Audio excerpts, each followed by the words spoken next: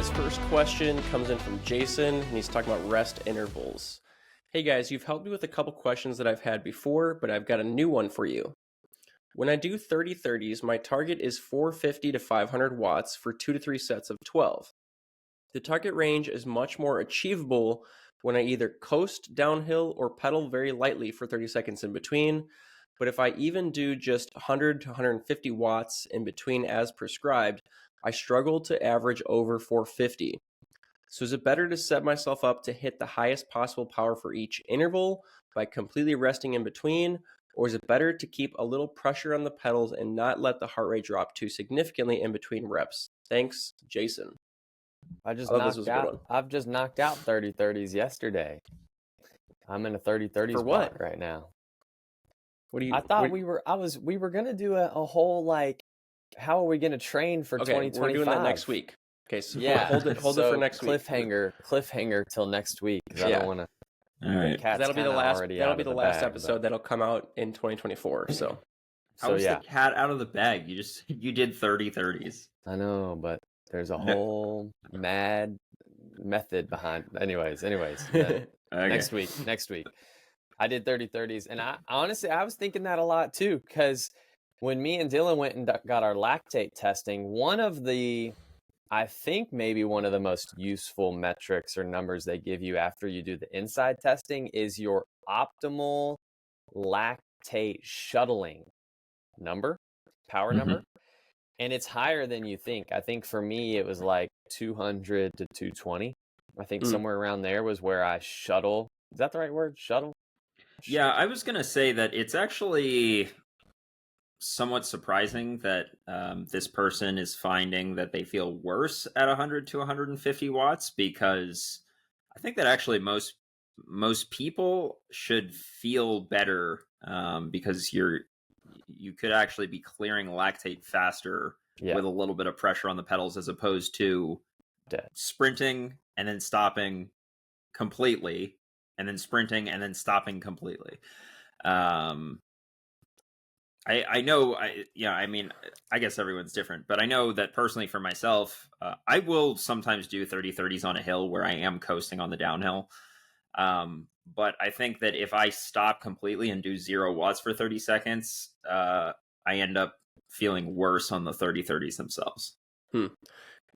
I think it maybe depends on what the limiting factor is, right? So if you're feeling lactate pooling in your legs and that's what's preventing you or holding you back from being able to put out more power on the 30 seconds on, then that makes sense. But if it's a heart rate limiting factor, like let's just say your heart rate's just pegged, and or just cardiovascular limiter in general, then that might not apply as as directly. Yeah, I was going to mention the heart rate, because like pedaling at 200 watts in between your intervals, or whatever that number might be, your lactate shuttling number, pedaling at that is going to be good for lactate. Like, it's going to clear the most amount of lactate, but that's not the best way to let your heart rate drop as far as possible. Like, at the end of the 30 seconds of you pedaling, your heart rate's going to be a little higher than if you didn't pedal for 30 seconds. So like, it's not optimal for trying to like get your heart rate to come back down, but it is optimal for lactate. So yeah, what you said, and even like respiratory recovery, just being able to like, is that a thing, quote unquote, like catch your breath. I think I do want to throw this out there that people doing 30-30s, the limiting factor will likely be lactate building up in the muscles, just because 30-30s build a lot of lactate really quickly if you do them right. Well, I mean, even if you do them wrong, like, I mean, I guess if you do them wrong and you're doing 30-30s that are so low intensity that they're below your FTP, then sure. But like, you could even be doing them wrong and you're building up a lot of lactate really quickly. I've heard of people doing 30-30s and all they're trying to do is hit their VO2 zone. And I'm like, no way, I try to hit well over VO2 zone. Yeah, I mean, I guess that kind of person is not doing 30-30s correctly, and they will build up lactate less quickly than somebody going all out. That sounds easy. 30-30s and just trying to hit your VO2? That sounds like an easy workout. That would be an easy workout, yeah. Especially, so, I mean, you could potentially do that workout and extend it, so you do, like, 30-30-30s instead of 10, and then maybe that would be difficult. Have but you guys ever done that? That sounds hard. I can't. Well, it would have to be at a lower intensity, right? Like if it was at your VO2 intensity, then yeah. So that's what I was gonna say is I actually can't even do 30-30s anymore because of like the heart condition that recurs. Because it's actually my heart rate that's the limiting factor. Like I can't let my heart rate get up that high anymore. So so for me, what I do is I just extend it and I do 60 seconds on, 60-40s basically, 60 on, 40 off. Because then I can drop the power a little bit. My heart rate's not going to get as high. But even then, like lactate usually isn't the limiting factor because I just can't go hard enough. Like, I'm doing, anywhere from 400 to 450 for a minute, but that's not enough to build up lactate even over. And I've done that for an hour straight at times. The 40 seconds just coasting back downhill is enough to clear any lactate that's pooling. So you can do that, but you can't do 30-30s? Yeah, it's weird. I mean, it sounds correctly, like you're talking real close. about. Like you're talking about. Like if I'm doing 30-30s, I'm targeting 500 to 550.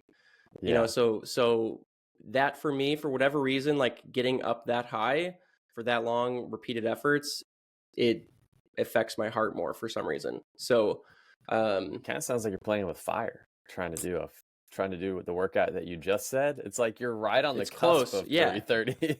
You're like, well, I mean, that's the point, right? Like if I can't do an effective 30-30 workout, the next closest thing that I can do is 60-40s, and that seems to be fine. Okay. But in that case, like I said, I have to keep my heart rate in check more so than trying to clear lactate.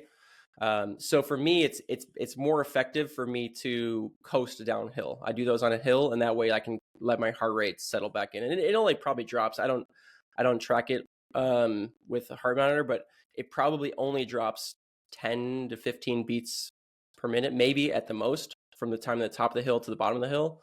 But it's enough to where it's like I know I can govern the next effort without exploding. So what I was going to say about this is that I think that there's a good case to be made that you should do the workout in a way that is specific to what you're training for. So let's say you're training for mountain biking and you're going to be sprinting up a hill for 30 seconds and then you're going to be coasting on a downhill for 30 seconds. And you do that over and over and over again. So you actually are sprinting, coasting, sprinting, coasting, sprinting, coasting. You could make a good argument that you should replicate that in your 30-30s and sprint and coast and sprint and coast. If you're instead training for, I mean, you also do coast in crits, but like maybe you could make the argument that in crits, it's a little bit more sprint and then roll at 200 watts, sprint, roll at 200 watts, sprint and roll at 200 watts. Maybe you could make the argument that you actually do want to be sitting at 150 to 200 watts between these 30-second sprints. Yeah.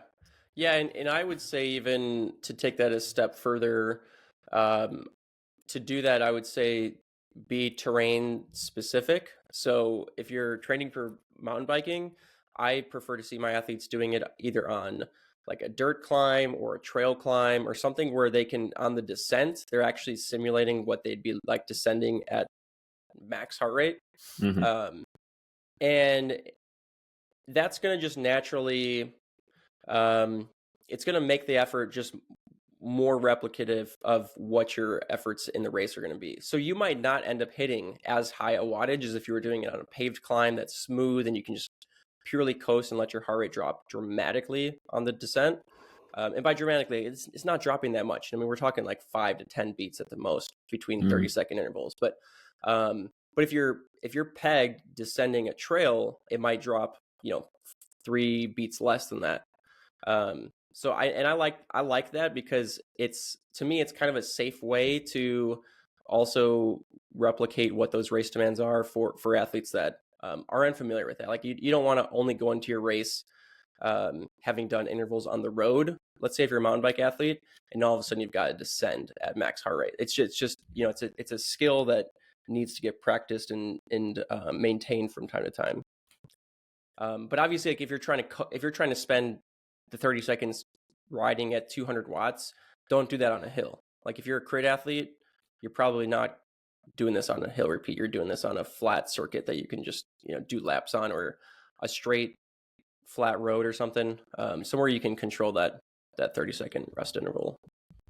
Yeah, when I was doing my 30-30s yesterday, I'm thinking to myself like, oh, I should probably pedal, in between and try to pedal, a little bit.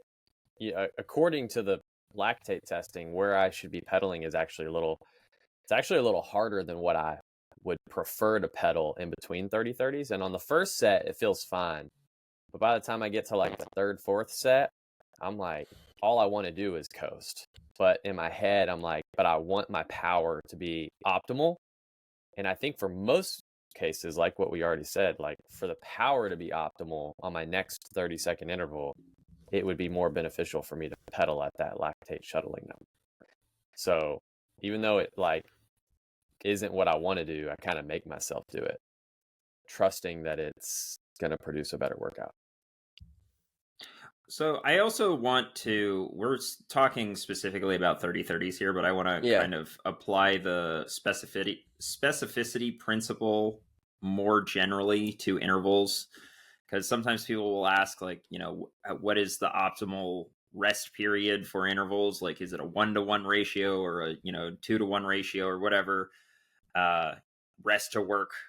And I think, again, you can make a really good argument that it should be specific to what you're training for. So the shorter the rest period is, the more you're going to be working on repeatability. And then the longer the rest period is, the more you're going to be working on just your max power at that duration. So you kind of got to decide which one is more important for you. Like, let's say you're doing 5-minute VO2 efforts, like you got a 4x5 minute or a 5x5 minute VO2 workout to do.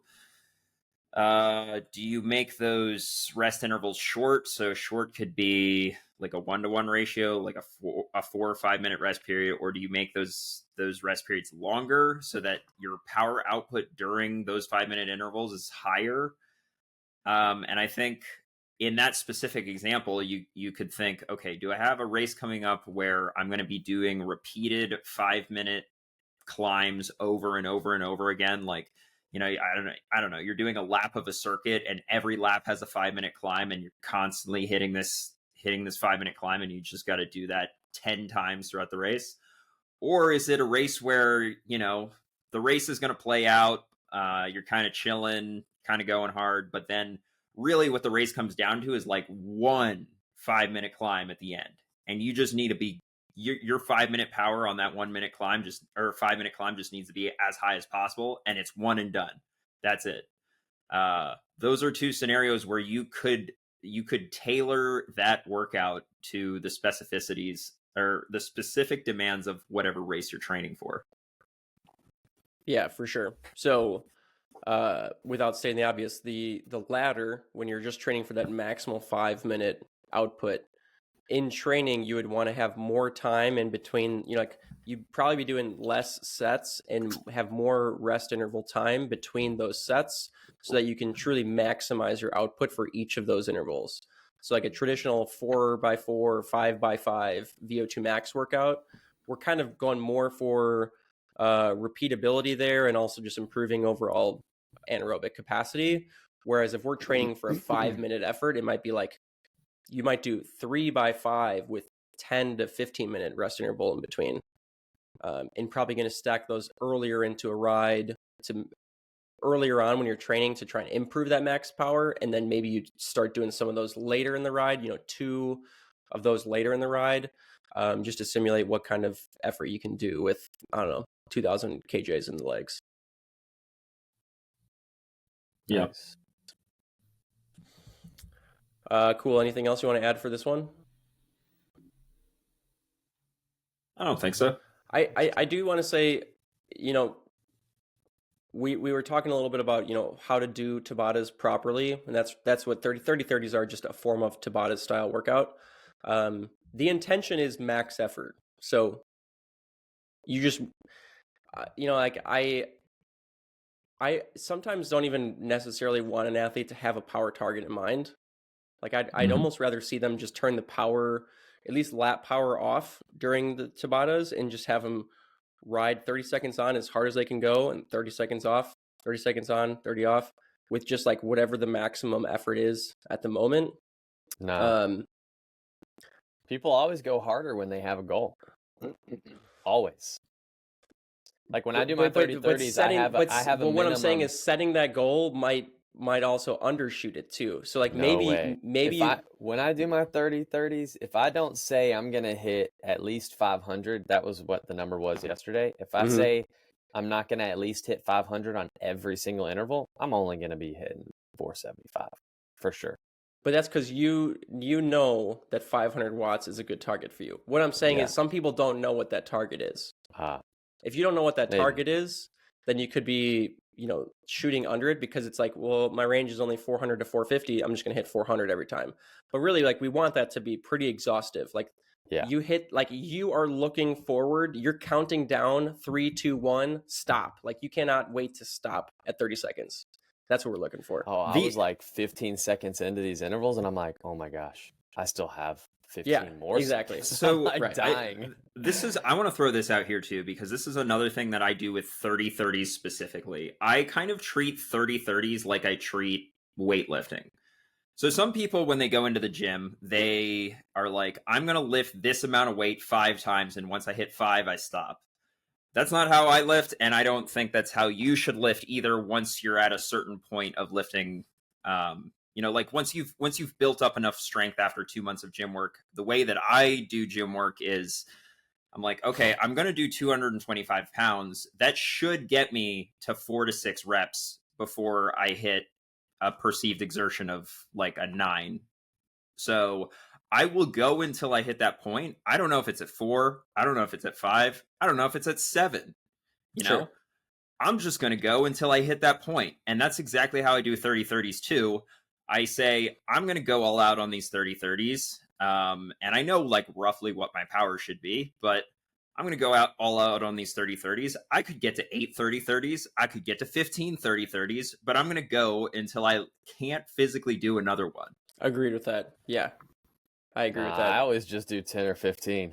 I never do but that. see, that's what I'm saying is like, if you're expecting to be able to do it, then maybe you're actually undershooting it. So I agree. I think you could be undershooting it, Dizzle. Like, you have to go until... I do a lot of sets. Like, I did 4 by 10 yesterday, and every single interval was like over... That might be too much. But like for every single one, I was over 500. So maybe you need to do 550. Yeah, maybe you need to do 550. Maybe 500. I don't think I could do 550. Maybe you can. You don't know, dude. The power wasn't there, dude. See, 500 might be undershooting it for you. I think if I'm fit, I can do 550. That was one of the reasons I decided honestly, man, not it to doesn't, do cyclocross. See, it doesn't even matter what the power number is. What I'm telling you is that your set ends when you can't do another one. Yeah. It doesn't end when you hit 10. Dude, I would just keep going. Like, I would never stop. No, you wouldn't, dude. There's a okay, dude. This is actually a light bulb moment, dude. No, dude. This is a light bulb moment. Like, if you are hitting 10 and you're thinking, oh, dude, I could just go forever. Like, bro, you're doing it wrong. That's not what I'm thinking. What are you thinking? I'm like looking forward to the 10th one being over. Okay, good. Yeah. But like, I'm saying you shouldn't hit 10 and then be like, all right, cool, I'm done because I hit 10. No, like your last one should be a failure. Like, your last one, you should only get 15 seconds in, and then you can't physically pedal after that. That's it. You know what I'm saying? Like, you shouldn't even be able to do 30 seconds of effort on the last one. Okay. Cool. Agreed. Yeah. Maybe I need to go a little harder. I can honestly say I've never done a 30-30 style workout properly where I could have done 4 sets of 10. Like, no way. Dang. I think 3 sets of 10 is always like, that is the limit for me. Like, I mean, I think Drew is just picking a number that's lower than what we usually pick, which, again, like, it's tailoring your workout to what you want to do. Maybe Drew wants to work on his durability more than he wants to work on his absolute peak 30-second power. Sure. and then you could make the argument that you need to do 4 sets at a lower power output. But I will say, yeah, I don't think I've ever in my life done 4 sets of 30-30s. I think 3 is the most I've done. Really? We'll find out next week what Drew's doing these for, and then we can give some more specific feedback. I will also say that, Drew, so if like 500 is your target, say, that's for what do you say? Not a ceiling, but your it's minimum the limit. threshold. The minimum, yeah, that's the minimum, or your maximum, or No, you're just trying to hit 500 at some point in the 30. Over 500 at some point. The lap average for every 30-second needs to be over 500. Over 500, okay. And that'll change per workout based on how I feel, but yesterday it was 500. So you and I are not that physiologically different. When I do 30 seconds, or 30-30s, I'm usually trying to do... it depends on how fit I am. But like if I'm fit, it can be over 600 for everyone. Yeah, I'm not fit right now. That's what I was saying is 500 is like probably the lowest I've ever done a 30-30s workout. And okay, all right. We can talk about that next week. But normally, like when I'm gearing up for cyclocross, it's between 550 and 600 on every single one. And last week when I did my first 30-30s and couldn't do 550, I was like, that was one of the reasons where I was like, I shouldn't do cyclocross nats because I'm not even close to the numbers that I could hit when I'm normally racing cross. So I was like, I'm just going to get my teeth kicked in if I do that race. Cool. Well, that was quite a tangent, but I feel like maybe it was worth it. Maybe. I thought that was insightful. Yeah. Go a little bit harder, but do less intervals. Well, it just depends on what you're training for. I'm not saying that that's like how you need to do 30-30s, but I will say that I think that I do think that 30-30s, you shouldn't necessarily have like get to 10 and stop. You should stop when you can't go anymore. I like that. All right. Dylan, I know you've only got a few more minutes, so I'll read this question, but if you've got to hop off, you can hop off. I'll give my take on it real quick before I hop. Chris wants to know, you mentioned that the best time of day, you are not mentioning the best time of day to do workouts when you're talking about, let's see, it was episode 118 when we were talking about his last question. So basically, Chris wants to know, what is the best time of day to do workouts? The body is colder in the morning, but warmer in the afternoon. Sometimes I do zone 2 in the mornings and my lifting or intervals in the afternoon. Trust me, I know not everyone has the time, but this is what I do. I'm curious to see what the group thinks as far as the best time of day to do workouts. There's research on this. Afternoon. There you go. So it does depend on whether or not you are a morning person. People who are, quote, morning people will have better performances than non-morning people doing intervals in the morning. And maybe that's obvious, but there's actually research to demonstrate that that is in fact the case. But I would say that if you are trying to get the highest quality workout possible and you got all day to do it and you can just pick whatever time you want, early afternoon is probably the best time to do it. And that's even for morning people. Yeah. Now, those studies are doing these, doing the research in isolation. So I don't think those subjects are going to work for 8 hours a day after having gotten their kids ready for school and it's a great point. Dealing with other stuff, So if you just find yourself extremely fatigued by 5, 6, 7 o'clock at night and you don't even want to do a workout, obviously that's not the optimal time to train. Now, if that is the only time you can train is when you are least optimally energized, well, it's still better than nothing, But you might find that the fatigue of the day sets in if you do workouts after work, or after whatever a whole day's worth of activities, and you'd be better off doing them first thing in the morning.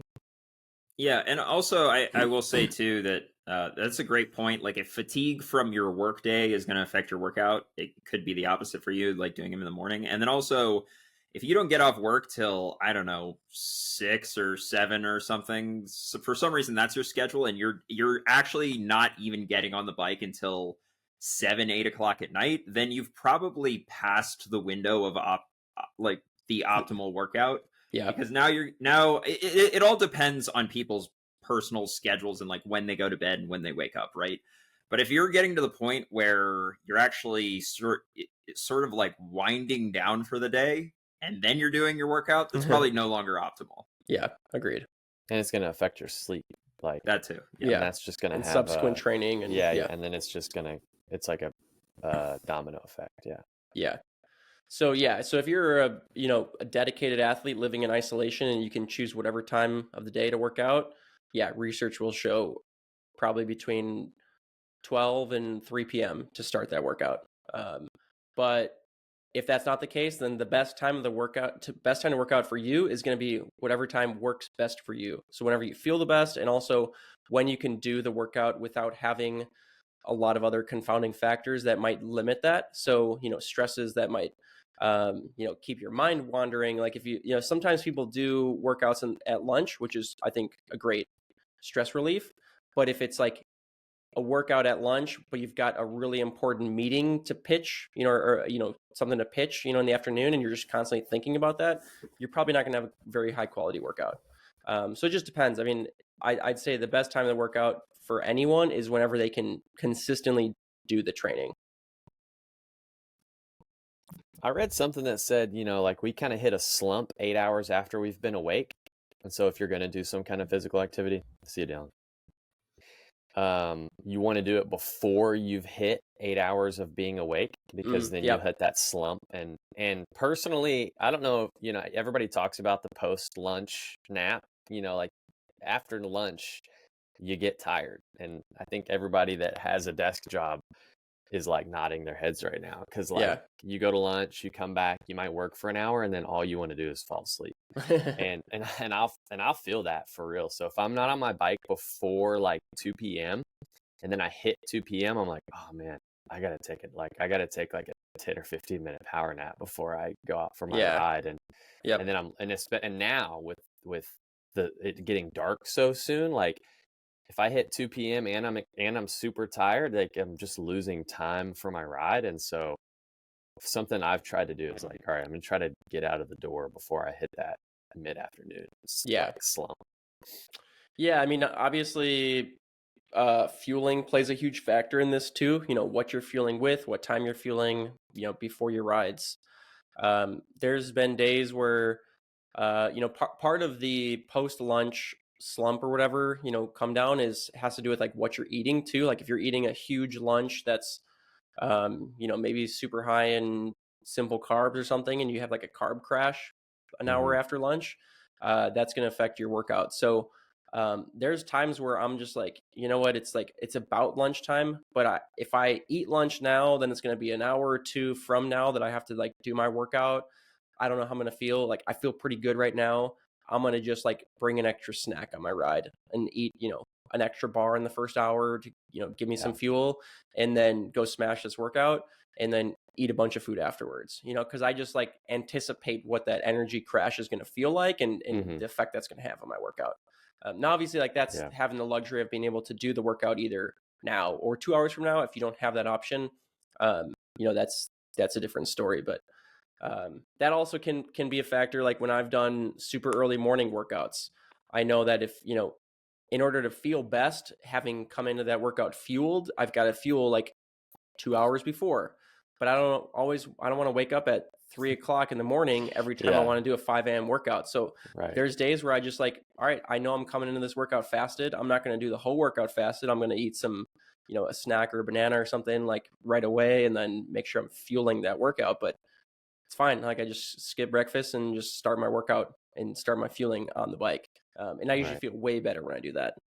Yeah. When I was doing early rides over the summer, I'd wake up and I didn't want to wake up any earlier than I had to. So I'd eat something real simple, like a bowl of cereal or something like that. And then basically go straight from that onto the bike. But the first hour of my ride was usually like endurance or something. So that cereal in my stomach wasn't gonna upset me or anything. Yeah. So you're like doing it close enough to the start of your ride that it's like, it's basically just fuel at that point. Yeah. Pretty much. Yeah. Then I don't have to like carry so much stuff in my pockets because I ate it right before I left. Yeah. Another thing, and it feels a little more nutritious to eat like real food than, right, like an actual whatever bowl of Cliff Bar. Another thing he mentioned was like he said the order of his workouts. He said he'll do his bike workout and then he'll do a gym in the afternoon. And I think if Dylan had stayed on, he'd say like, always prioritize your cycling workouts. And I think I do agree with Dylan on that, but from a practical standpoint, like I've been trying to do a lot of running and gym work now that it's like the off season, I'm not racing. So more days in the week than not, I'm doing 2-a-days where I'm doing a run or a gym plus a ride that day. Yep. And practically, if I don't do the run or the gym in the morning before my kids wake up, I'm probably not going to get it in. Sure. And so that does kind of come at like the fourth, like it kind of somewhat forfeits the ride, but not so much that I think it's not worth doing. Like yesterday on my 30/30s, I ran in the morning before I did that workout, which isn't optimal for the workout, but at the end of the week, I'm going to have more volume, which is for me is more important than like optimal power on the 30/30s workout. So sure. Yesterday I ran in the morning and then went about my day. And then in the afternoon, I did that 30/30s workout. I just made sure the run was pretty chill. But yeah, like I said, not optimal, but for me and trying to like maximize volume and get in some good cross training, that's like, if I don't do it that way yesterday, then I wouldn't have ran at all. Yeah. So then I'm missing out on some cross training. I'm missing out on an extra hour of volume for the week. Today I woke up and did a gym session, and then later I'll do an endurance ride. I think gym sessions, definitely don't do a gym session before intervals, because like a gym session is a little bit harder on your muscles, and if I had done a gym session yesterday and then done 30/30s, probably not a good idea. But like an endurance run, I think is okay. So I always because I know that I'll do my gym in the morning, I always try to plan it to where I'm doing gym days on endurance rides, because I don't think it really matters personally. Like if I do a gym in the morning before I do an endurance ride, like the endurance ride's still going to be endurance. Like it doesn't, maybe my arms if anything, it might keep you more in check. Yeah. So I think that's fine. And that's how I always schedule my gym sessions, is on endurance days. Yeah. So here's the only thing that I would say for people that don't have as flexible of a schedule. I don't want to say you can always wake up earlier, but you can kind of always wake up earlier. Like if you need to extend your workout in the morning, or like let's say you have a 2-a-day coming up and it's a gym session and you've also got an interval session. And the gym session could take it obviously depends on where you're doing that gym work at. If you have an at-home gym, that's great because that's like super convenient. You can be completely on your own schedule. If you have to drive to a gym, it's a little bit different. There's a little more investment involved there in overall time. But if let's say you have a gym session and an interval session, not even for the sake of performance benefits, but just in general of what we're targeting, like I would always rather see an athlete do that interval session first thing in the morning, because at least that session is getting done. You never know what the end of the day is going to look like. If you save that interval session or whatever it is for later, it might not get done. And now you just lost, the important one. And that might mean waking up a little bit earlier because, maybe your interval session for the day is 75 minutes instead of 60 minutes, and you need an extra 15 minutes on the bike to warm up or cool down or whatever. You've just got to wake up 15 minutes earlier. I don't want to say always, like it is challenging, but you can always find more time in the morning just by waking up and preparing earlier versus like finding that time later in the day. Just to me, it always seems to be more challenging. Yeah, for sure. That's one of the reasons why I do it first thing in the morning. Cause more like if I say, oh, I'm going to go for this run later tonight, it's like 20% chance it's going to, and I know that I figured that out about myself to where I'm like, if I'm going to run or do a gym, it's got to happen in the morning or it's just not going to happen at all. Yep. What else was I going to say? Oh, another thing that I would do for people who like, if you don't have an at-home gym and you're going to a gym, a lot of times what I would do is pair I would just have an off the bike day where they're doing a gym session and they're doing a run on the same day, and maybe they're utilizing the gym treadmill. Great. Because then you're kind of getting your strength in and you're getting a little bit of endurance in, but then you don't have to stress about like rushing home to get on the bike, which is going to take a long time. So a lot of times, like if somebody's going to do a 45-minute or 1 hour gym session, maybe I'll pair that with like a 30-minute run on the same day. Love that. Yeah. I 100% agree. I think, anything other than intervals on the bike, I think can be swapped more or less. I mean, we're not going to swap a 5-hour ride for a 30-minute run. Like that's not equal. But if we're talking about, just getting some extra additional time at endurance pace, the rowing machine, the treadmill, the spin bike at the gym, whatever, recumbent bike at the gym. I mean, whatever you've got access to, like if you can make it more convenient for you to access that workout, and then thereafter maybe extend that by 15 minutes because you don't have that extra time driving to wherever you got to get to, and then, re-kitting up and, preparing bottles, all that stuff. Like the barrier to entry, the lower you can make that, the more time you can apply to the actual training session or just the stress you can take off of it. So yeah, I totally agree with that. Another reason why I do my gym sessions first too is because every time I've tried to do a gym session after a ride, even if it's an endurance ride, my motivation to start the gym session is so low. For sure. Yep. Because usually I'm riding. I mean, like either my workout is hard enough or my endurance ride is long enough to where like I'm just tired after my ride. Yeah. And so I'm like, I don't want to go do a gym session. Like, and even if I did do the gym session, like my legs are not great right now. Like they're kind of smoked. So I'm like, I don't want to like, so a lot of times when I've planned that for myself, I wouldn't do the gym session as well. So like just another reason practically, like even though the science says, and Dylan would say like, do your bike workout first, like practically I've just found it so much more better to do the gym first. Yeah. Agreed. Do you want to hit this last question or you want to wrap it up? Probably wrap it up. 37 minutes. Yeah. Okay. We will save this one for 2 episodes from now. Because next week we're going to do our year in review and what's coming. All right. Sounds good. That'll be good. Yeah. All right. Sweet, man. Oh, yeah. Okay. That'll work. I was like, is next week Christmas? But it's not. No. The next week's episode will come off the day after Christmas, though. So that's why sweet. Cool. The timing will be good. Okay. All right. Good one. All right, man. We'll see you. See ya.